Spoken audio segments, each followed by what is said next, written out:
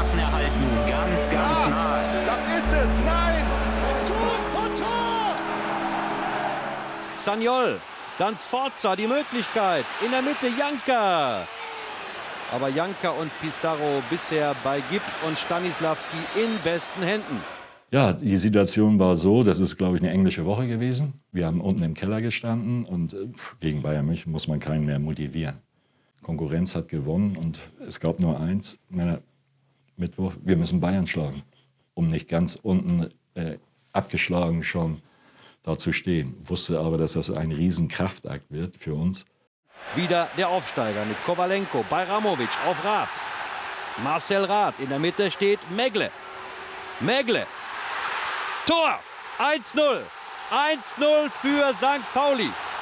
Ein Riesending. Thomas Megle. Frust bei Kahn und die Emotionen am Millerntor kochten über. Also wenn ich einen Spaß darüber mache, dann sage ich immer, ich bin genauso ein One-Hit-Wonder wie Nino De Angelo. Einen Hit gehabt und ich hatte ein Tor, auf das man immer angesprochen wird. Aber am Ende des Tages wird man zumindest auf ein Tor angesprochen. Kahn in Erwartung der Kugel. Rahn, Rath, Paczynski, 2:0. Unglaublich, unglaublich. Wo will er hin? Auf die Reeperbahn. Wenn die Bayern eine Schwäche haben, dann haben sie es in der Defensive. Da sind sie anfällig und da ist bisher noch gar keiner draufgegangen, dass sie da Stockfehler machen, dass sie nicht ein ruhiges Aufbauspiel machen können. Und so ist es auch passiert, dass wir auf einmal 2:0 geführt haben. Ja, und dann waren sie ein bisschen sauer, ein bisschen angepisst und haben dann natürlich auch Gas gegeben. Aber die Jungs haben sich dagegen gewehrt, haben sich reingeschmissen. Und dann war abgepfiffen. Es war ein unglaubliches Spiel mit einer unglaublichen Dynamik. Ich habe vorm Spiel, haben sie mich zitiert, wir können jede Mannschaft schlagen, wenn wir ins Rollen kommen. Dann haben sie mich gefragt, ja, aber warum habt ihr dann nur 12, 13, 14 Punkte? Dann sage ich, ja, weil wir so selten ins Rollen kommen. Ich habe St. Pauli in der Saison schon ein paar Mal gesehen, aber es muss zwei Mannschaften geben. Die hier heute hat so noch nie gespielt.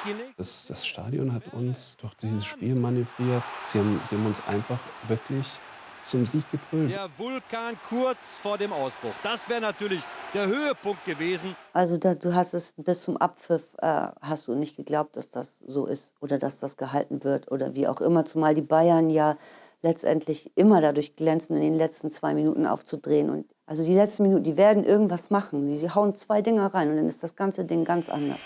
Und Tor für Bayern, der Anschlusstreffer. Sagnol war es, sein erstes Bundesligator, da hat er doch noch getroffen. Als dieser Abpfiff dann kam, war das ja zum in die Knie gehen tatsächlich, ja. Schluss am Millerntor. Die Sensation war perfekt. Eine hochverdiente Niederlage der Bayern, in allen Belangen unterlegen. Und das war die eigentliche Überraschung. Wir haben ein überragendes Spiel abgeliefert. Wir haben gegen den FC Bayern zum ersten und zum letzten Mal am Millerntor gewonnen. Und das war mit mein größtes Spiel in meiner Karriere, soweit ich das jetzt reflektiere. Wunder gibt es immer wieder. Wenn sie dir begegnen, musst du sie nur sehen. Wir haben es gesehen.